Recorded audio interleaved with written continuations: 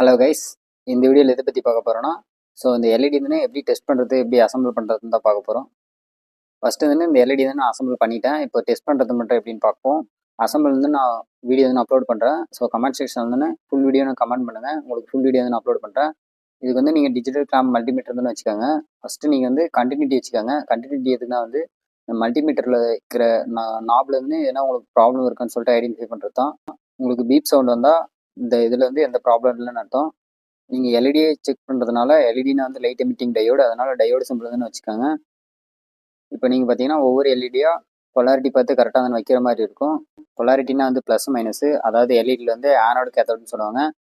Anode side red colour நாபியும் cathode side black colour நாபியும் வச்சிங்கன்னா உங்களுக்கு எல்இடி வந்து பிளிங்க் ஆகும். நான் உங்களுக்கு லைட் ஆஃப் பண்ணிட்டு வைக்கிறேன் பாருங்கள். இப்போ கிளியராக தெரியும் பாருங்கள் உங்களுக்கு.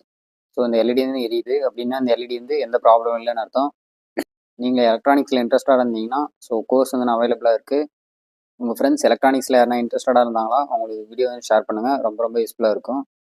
பிசிபி டிசைன், பிசிபி அசம்பிளி, பேசிக் electronics, mini project, main project, PCB repairing சொல்லிட்டு 6 டைப் ஆஃப் கோர்சஸ்ன்னு இருக்குது. இதேமாதிரி மேலும் எலக்ட்ரானிக்ஸில் இன்ட்ரெஸ்டான விஷயங்களை தெரிஞ்சுக்க மறக்காமல் நம்ம சிஎஸ் டெக்னாலஜி வேர்ல்டு யூடியூப் சேனலை லைக், ஷேர், சப்ஸ்கிரைப் பண்ணுங்கள் கைஸ். தேங்க்ஸ் ஃபார் வாட்சிங்.